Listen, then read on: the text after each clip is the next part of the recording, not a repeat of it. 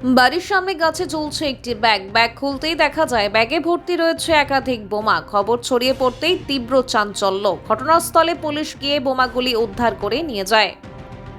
ঘটনাটি নদিয়া রানাঘাট থানার অন্তর্গত রামনগর 2 নম্বর গ্রাম পঞ্চায়েতের রাঘবপুর এলাকার এক রাজমিস্ত্রির বাড়ির সামনে ওই ব্যাগটি একটি গাছে ঝুলছিল। সকালবেলা স্থানীয়রা ঘুম থেকে উঠেই দেখে রাজমিস্ত্রির পরিবারের সামনে গাছের মধ্যে ব্যাগটি ঝুলে রয়েছে। তবে কে বা কারা ওই ব্যাগটি রেখে গেছে তা স্পষ্ট নয়। এরপর স্থানীয়রাই ব্যাগে উঁকি মেরে দেখেন ব্যাগের ভেতরে রয়েছে বোমা।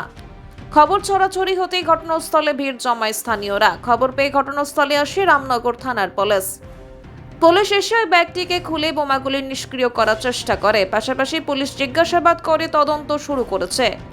কে বা কারা ওই ব্যাগটি রেখে গেল তা নিয়েও তদন্ত শুরু করেছে পুলিশ। অন্যদিকে খবর পেয়ে ঘটনাস্থলে পৌঁছয় ওই এলাকারই বিজেপি নেতা দেবনারায়ণ বিশ্বাস।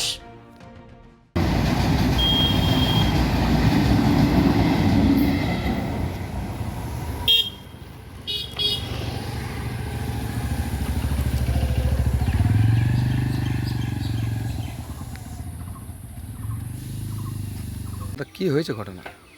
দেখুন, এখানে আমরা হঠাৎ করে খবর পাই যে একটা বাড়িতে, ঠিক আছে, রেল লাইনের ওপারেই একটা বাড়ি, সেই বাড়িতে একটা ব্যাগ কেউ ঝুলিয়ে রেখে গেছিল এবং প্রশাসনের কাছেও কোনো মারফত দিয়ে খবর যায় যে ওখানে ওই ব্যাগের মধ্যে কিছু জিনিস থাকতে পারে। তো স্বাভাবিকভাবে প্রশাসন এসে সেই ব্যাগ উদ্ধার করেছে এবং উদ্ধার করার পরে দেখা গেছে যে সেখানে কিছু বোম অবৈধভাবে হয়তো কেউ বা কারা ওগুলো রেখেছে। কতগুলো বোম হতে পারে বলে আনুমানিক? ওখানে আনুমানিক একের অধিকই রয়েছে। সেটা তো আপাতত প্রশাসনিকভাবে রানাঘাট থানার পক্ষ থেকে আমাদের এই অঞ্চলে একটা ফাঁড়ি রয়েছে, সেই ফাঁড়ি রাঘবপুর ফাঁড়ি, তার যারা আধিকারিকগণ রয়েছে তারা এসছেন এখানে এবং তারা চেষ্টা করছেন। এই মুহূর্তে ওটা জলের মধ্যে রাখা আছে এবং উচ্চতর আধিকারিকদের অপেক্ষায় তারা রয়েছেন। আমরাও রিকোয়েস্ট করেছি যে যারা এই ধরনের কাজের সাথে যুক্ত তাদেরকে অবিলম্বে শনাক্ত করতে হবে এবং শনাক্ত করে প্রয়োজনীয় পদক্ষেপ গ্রহণ করতে হবে। তার কারণ এটা যে ঘটনা আজকে ঘটেছে, এতে আমরা মনে করি যে একটা আতঙ্কের সৃষ্টি হয়েছে। যে বাড়ির সামনে এই ঘটনাটা ঘটেছে তারাও যেমন আতঙ্কে আছে, এলাকার শান্তিপ্রিয় মানুষও আজকের দিনে আতঙ্কে, মানে একটা পরিস্থিতি তৈরি হয়েছে তাদের মনের মধ্যে। তো স্বাভাবিকভাবে এই পরিস্থিতি ঠিক করতে প্রশাসনকেই পদক্ষেপ নিতে হবে।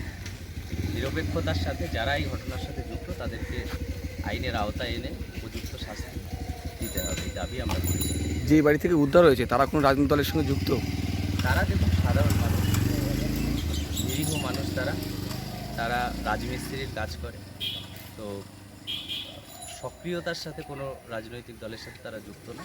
তারা কাজ করে, খায় এবং স্বাভাবিক জীবনযাপন তারা করে। নির্বাচন পেরিয়ে গেল প্রায় 2 মাসের বেশি, এখনও এইভাবে যে বোম উদ্ধার, এটাকে কিভাবে দেখছেন আপনি? এটা দেখুন, এটা বিভিন্ন রকম চক্রান্ত ষড়যন্ত্র এই মুহূর্তে চলছে, আপনারা জানেন। এবং সারা ভারতবর্ষের পাশাপাশি একই রকমভাবে পশ্চিমবঙ্গকেও বিভিন্ন জায়গায়, বিভিন্ন এলাকায় উত্তপ্ত করার চেষ্টা চলছে। এবং যে সরকার, মানুষের আশীর্বাদের যে সরকার এসছে ভারতীয় জনতা পার্টি, সেই সরকারের বদনাম করার জন্য এক শ্রেণীর মানুষ উঠে পড়ে লেগেছে।